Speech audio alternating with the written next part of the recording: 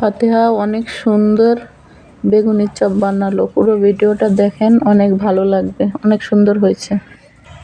High বন্ধুরা, আসসালামু আলাইকুম। আমি ছোট্ট ফাতিহা লাইফ মিনি কিচেনে চলে এসেছি। আমার এই ছোট্ট মিনি কিচেনে সবাইকে স্বাগতম। তো আজকে আমি বানাবো বেগুনের চপ। এটা হচ্ছে বড় বড় করে আমার আম্মু বেগুন কেটে দিয়েছে পাতলা পাতলা করে। তো আমি কিভাবে বেগুনের চপ বানাই আপনারা সম্পূর্ণ ভিডিওটিতে থাকুন। এটা হচ্ছে একটা বল, এই বলের মধ্যে বেসন দিয়ে দেবো। এবার দিয়ে দেবো বেকিং পাউডার।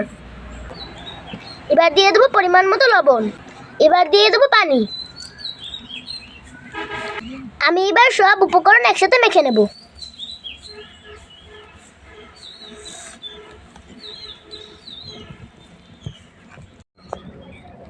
এই যে আমার বেসন মেখে নেওয়া হয়ে গেছে, এর মধ্যে আমি একটু মশলা দেব।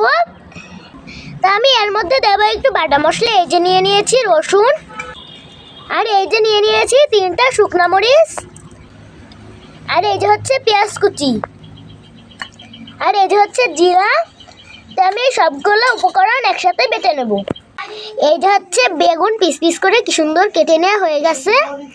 এর উপর থেকে এখন দিয়ে দেবো একটু লবণ। এই যে লবণের ছিটা দিয়ে আমি ভালো করে বেগুনগুলোকে মেখে নেব।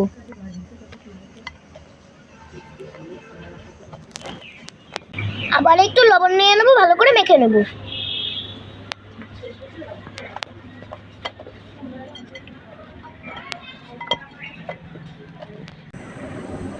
এই যে লবণ দিয়ে বেগুনগুলোকে কত সুন্দর মেখে নেওয়া হয়ে গেছে।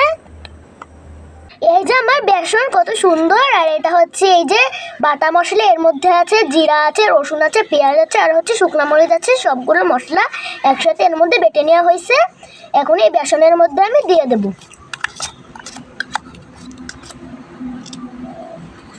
এখন এই মশলাটিকে বেসনের সাথে ভালো করে মাখিয়ে নেব।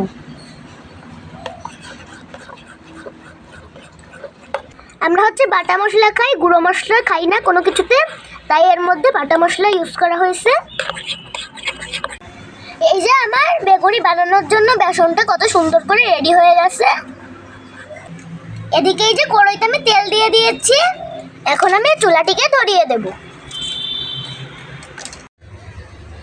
এই যে আমি চুলা ধরিয়ে দিচ্ছি।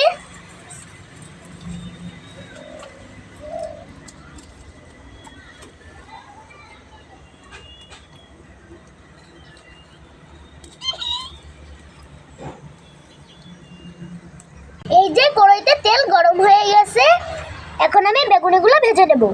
এই যে বেসনের মধ্যে আমি বেগুনটাকে চুবিয়ে দিচ্ছি।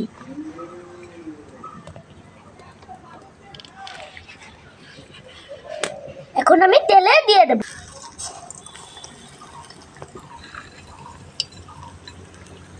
এই যে আমি আরেকটা বেগুনি ছেড়ে দেবো তেলের মধ্যে।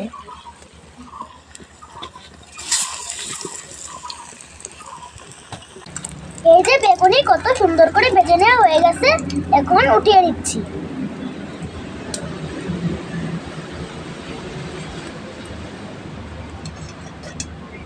এই দেখেন কি সুন্দর ভাজা হয়েছে।